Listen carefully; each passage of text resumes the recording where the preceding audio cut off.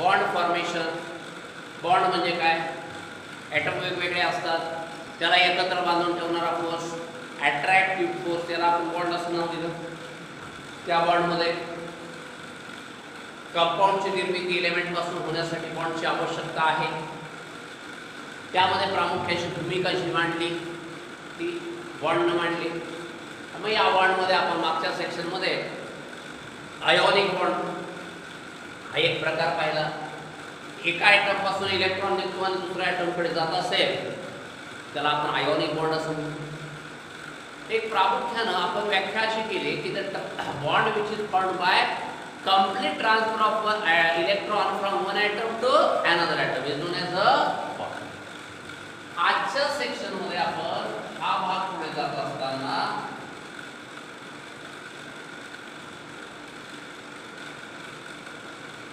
आपल्याला एक जायचं पुढे covalent bond.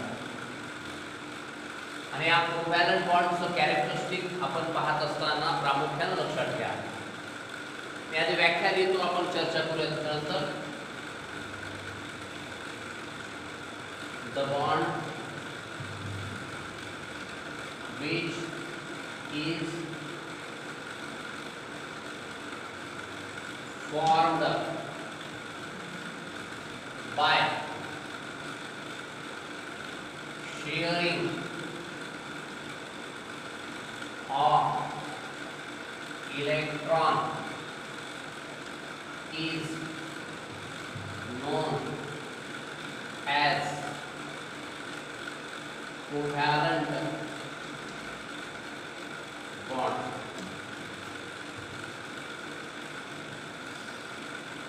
The bond which is formed by sharing of electron is known as covalent bond. आता हा आला शेअरिंग.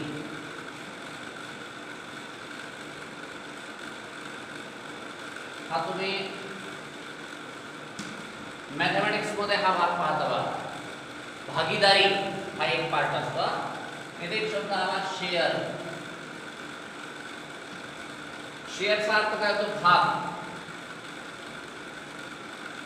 किंवा हिस्सा किंवा वाटा.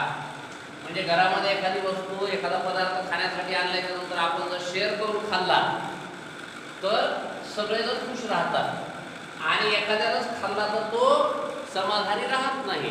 म्हणजे हा भाग किंवा हिस्सा किंवा वाटा जो आहे त्याला आपण शेअर म्हणतो. तुम्ही हा शब्द कुठं ऐकला? Share market. शेअरचे भाव कमी झाले जास्त झाले तर इथे एक शब्द आलाय को. तुम्ही हा शब्द कुठं ऐकता बघा? Cooperative society, cooperative bank, cooperative गृहनिर्माण संस्था, हाऊसिंग सोसायटी. तर को हा शब्द म्हणजे सहकारी.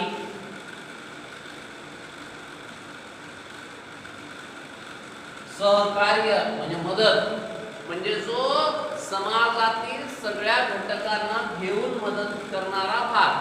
ऍक्च्युली काय होतं माहिती का? समजा आता तुम्ही म्हणता ना की आता समजा आपण मोठं उदाहरण घेतलं की अंबानी, मुकेश अंबानी, अनिल अंबानी, टाटा, रतन टाटा हे मोठे उद्योगपती आहेत. पण हे करत असताना एक सोपं उदाहरण देतो तुम्हाला मी. एक साधारणपणे ते झाले 1 लाख रुपये, 1 लाख.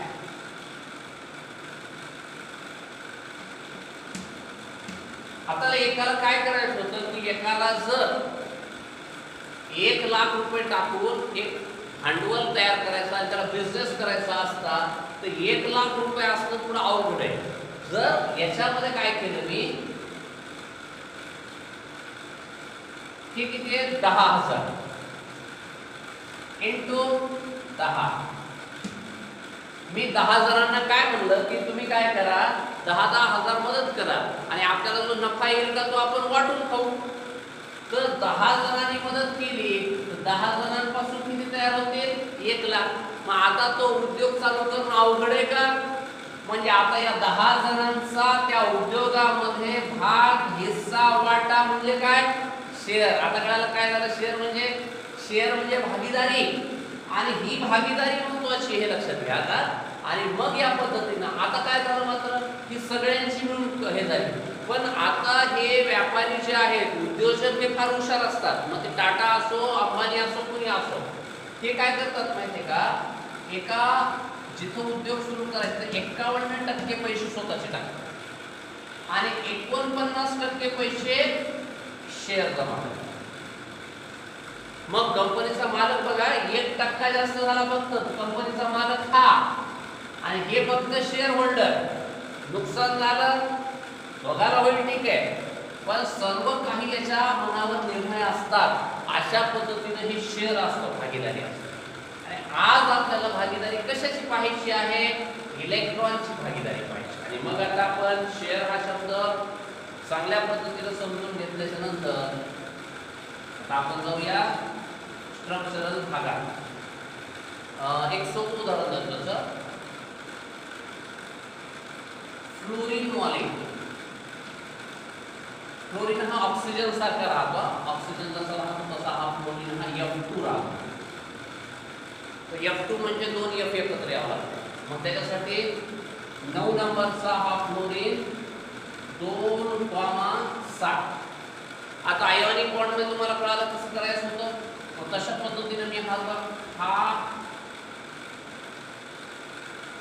ॲटम दाखवला आणि हा फ्लोरीन घेतला, हा 2,7.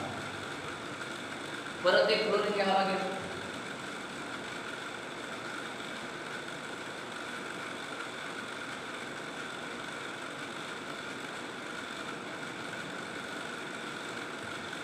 मग याच्यामध्ये 2,7. मग आता आपल्याला काय सांगितलं, आपण फक्त शेवटच्या कक्षेतले इलेक्ट्रॉन दाखवतो, पण ते दाखवत असताना पेअर पेअर पेअर पेअर करत जातो. एक पहिली पेअर, ही दुसरी पेअर, ही तिसरी पेअर, हा एक इलेक्ट्रॉन. आले का 7?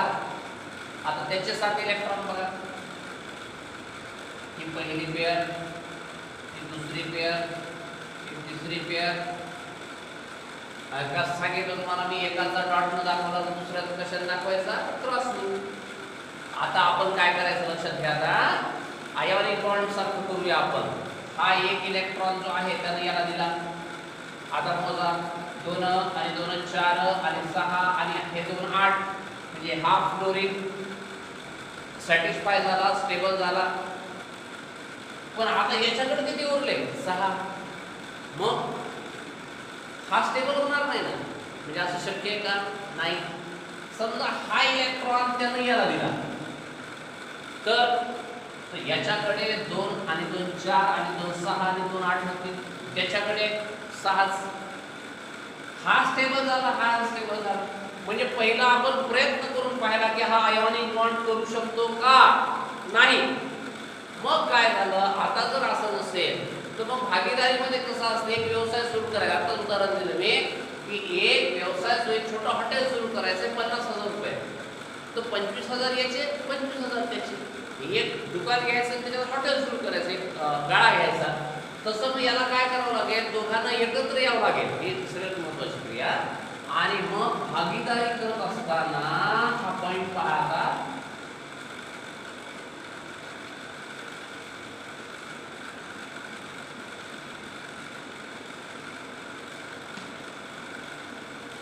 काय झाले लक्षात घ्या.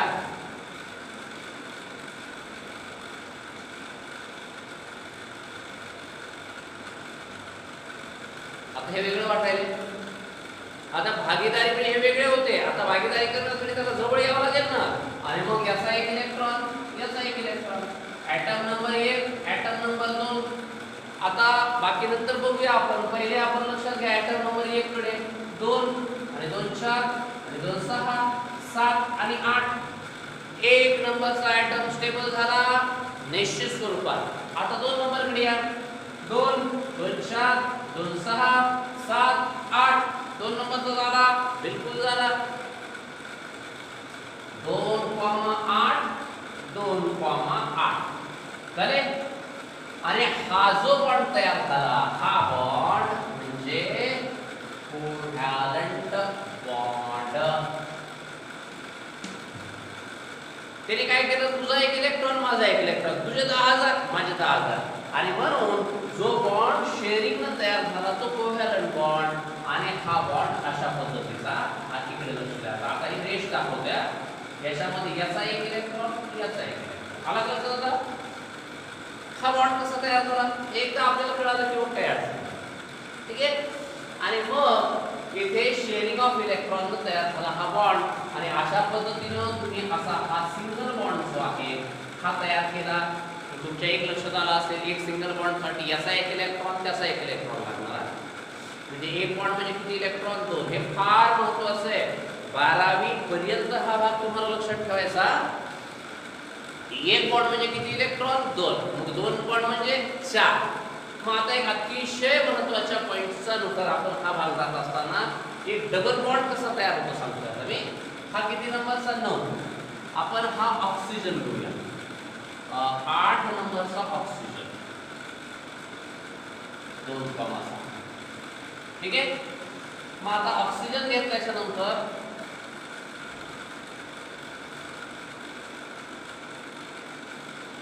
हा ऑक्सिजन दाखवला, हा असा हा ऑक्सिजन दाखवला, हा 2,6 2,6. आता हे 2 हे 2. हा आता प्रश्न पडला असेल की बाबा त्याला एक इलेक्ट्रॉन होता ते शेअर झाला, पण एक लक्षात घ्या, शेअरिंगची इलेक्ट्रॉनची संख्या आपण कशी ठरवायची? शेवटच्या कक्षेत किती इलेक्ट्रॉन आहे? 7. 8 करायला किती लागणार? 1. तर तेवढ्यांचीच तो भागीदारी करणार. इकडे पहा, शेवटच्या कक्षेत किती आहे? 6. 8 करायला किती लागणार? 2. तर 2 चीच भागीदारी करणार, आणि 2 ची भागीदारी करण्यासाठी आपण त्या 2 इलेक्ट्रॉनला इथे ठेवू. आता याचे इलेक्ट्रॉन आपण डॉट न दाखवले.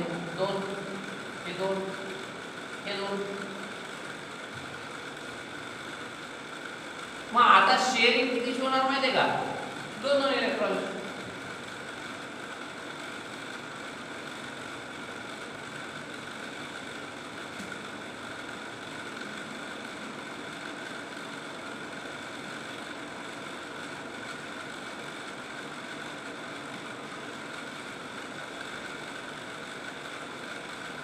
चला मोजा बरं आहे. ॲटम नंबर 1 कडे लक्ष द्या. 2 आणि 2 4 5 6 7 8. झाला का स्टेपल? ओके. ॲटम नंबर 2 2 2 4 5 6 7 8 आले इथपर्यंत. आणि अशा पद्धतीने हा बॉन्ड झाला. पण ऍक्च्युअली इथं अराईज एक नवीन भाग तयार झाला, तो म्हणजे डबल बॉन्ड. आणि अशा पद्धतीने हा ऑक्सिजन आणि हा ऑक्सिजनचा बॉन्ड आहे. आता हे स्टॉप करायचं, व्यवस्थित लिहून घ्यायचं दोन्ही स्ट्रक्चर. तर मी तुम्हाला आणखी एक स्ट्रक्चर जे आहे सांगणार. हे आणखी एक स्ट्रक्चर सांगत असताना मी काय करतो, इथंच दाखवतो, म्हणजे वरच्या भागात, म्हणजे आपल्याला काय होईल, थोडासा वेळ कमी लागेल. आताच्या भागामध्ये लक्षात घ्या. आता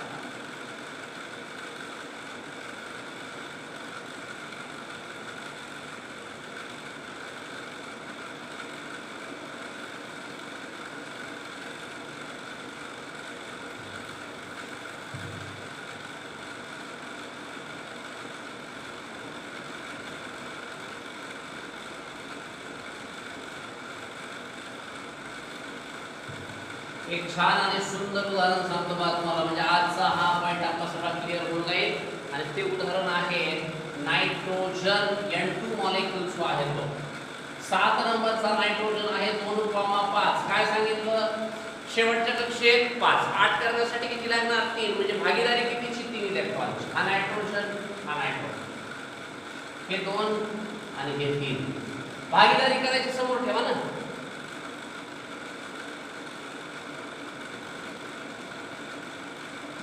ठीक आहे. बघा आता हा नायट्रोजन, इथेचे 2 इथेचे 2 1 2 3 1 2 3. आता 1 नंबरच्याकडे मोजा. किती झाले? 1 2 3 4 5 6 7 8. जमलं? दुसरा नायट्रोजन 1 2 3 4 5 6 7 8. दोघं झाले स्टेबल. मग आता जिथं भागीदारीचा एरिया आहे का, हा भागीदारीचा एरिया बघा किती इलेक्ट्रॉन होते? 4. आता इथे किती आहे? 6. आणि म्हणून नायट्रोजन आणि नायट्रोजन याच्यामध्ये 1 2 आणि हे 3. मग आज जर तुम्ही व्यवस्थित पाहिलं तर अतिशय महत्त्वाच्या कन्सेप्टला आपण आलो आणि त्या कन्सेप्टला नाव दिलं कोव्हॅलंट बॉन्ड. त्यामध्ये आपण सिंगल बॉन्ड तयार केला, डबल बॉन्ड तयार केला, ट्रिपल बॉन्ड तयार केला. ठीक आहे, व्यवस्थित स्ट्रक्चर काढायचं आणि पाठ करायचं. इथे आपण आजच्या सेक्शनला थांबू.